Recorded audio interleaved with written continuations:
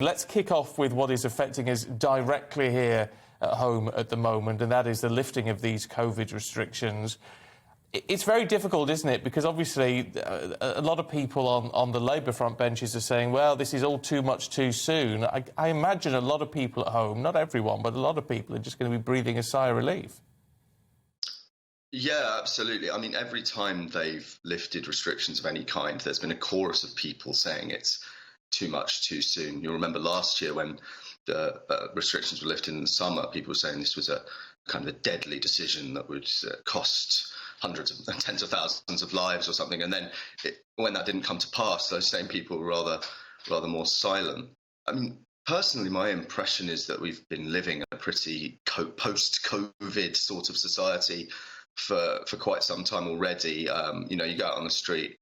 Here in London, the only real sign is on the bus and on public transport of anything, really. You know, I go to football matches, for example. There's no one wearing a mask. There's no real controls to get into the stadium or anything like that.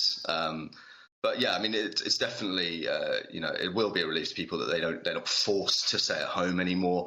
I'm interested to see what effect the fact that the tests aren't free anymore will have on things. I think one of the more valid concerns people have is that we do appear to be, not completely, but slightly dismantling some of that infrastructure that we have for testing and tracing, and that if yet another variant did emerge, we might be right back in a really difficult situation and then having to kind of start from scratch again. So that is a bit of a concern. But yeah, definitely good news that we're unfurling the restrictions a little bit more. And whatever the reasons he has actually done it, it will make Boris Johnson much more popular with his own backbenchers, won't it? I think maybe a little bit, but I think that that's already sort of priced in for him, that he has done a relatively good job on the COVID front. You look at some other countries around the world that are already battling this. Just look at Canada and the kind of strife they have there with this truckers' protest. I'm not sure that this particular thing will buy Boris Johnson a particular amount of political capital, just because, as I said, I think we're already quite far from the kind of the worst of COVID restrictions. I think the thing with him is that he's quite, thanks to the length of the police investigation, he's tried to play for time, and to a certain degree that has worked for him, because we're not talking about Partygate and the police investigation or Sue Gray's report every single day like we were a few weeks ago. We're much more, I mean, we'll come on to it, I think, but we're much more talking about the global issues, as particularly Russian aggression in Ukraine. So it'll be interesting to see what happens when the police do report. My sense is that some MPs are waiting for an excuse to probably send their letters of no confidence in. Others probably genuinely umming and ahhing. He also benefits, of course, from there's not really an obvious successor, a kind of king or queen across the water. You know, several names are bandied about: Liz Truss, Rishi Sunak, people like that. But there's not an obvious successor, and I think that also helps the Prime Minister. In terms of the Ukraine situation, I mean, the PM said in his latest sort of message that the Russian invasion of Ukraine would be the biggest war in Europe since World War II. Is this sort of rhetoric helpful? Because we are just waiting to see at the moment what Putin is going to do.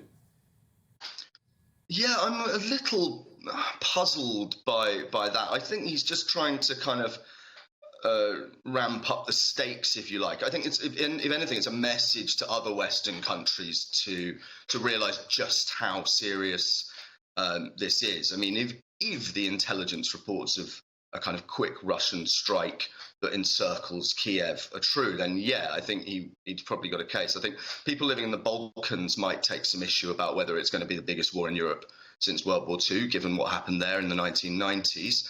But yeah, I'm very interested in as well that he's released this Russian language video as well. I've seen Boris trying to get to grips with the Russian language before, and it was an interesting exercise.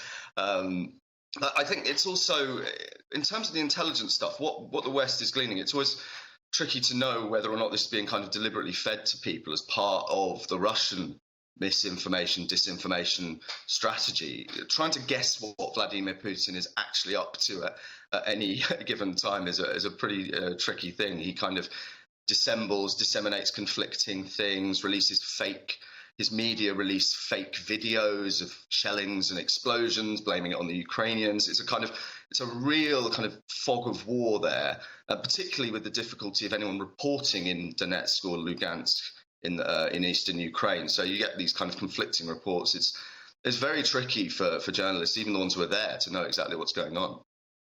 What about closer to home? I mean, a lot of people have already been in touch with us, and there's quite a lot of commentary in today's papers saying, all right, it's Ukraine is important, clearly, but even more important are domestic problems like the cost of living crisis.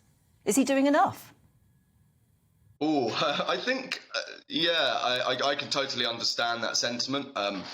My own view is that Ukraine and Russia is very important, and if the West kind of loses, then that will be a really bad thing. But I do understand people think, this is not a country we know a great deal about. Let's focus on energy bills and things like that. They're between a rock and a hard place when it comes to the cost of living. The government can't really control global inflation, food prices, gas prices, things like that. Personally, I think they could have done something simpler in terms of offsetting energy costs. We've got this council tax rebate and we've got this refund that isn't really a refund.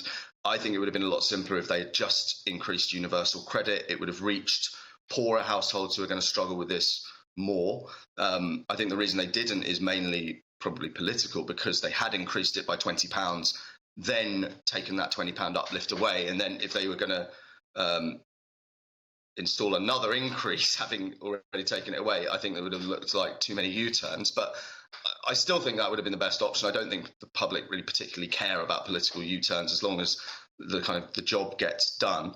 That would have been my preference. But we now seem set on this track of this council tax rebate and energy bill refund. I think a lot of people, especially in April when the national insurance rise comes in, are going to be hit very hard. My own preference again would be to delay or even just scrap that national insurance rise. Again, poorer households cannot afford it at this time, and that's the simplest thing the government could do now to offset the cost of living problems people face.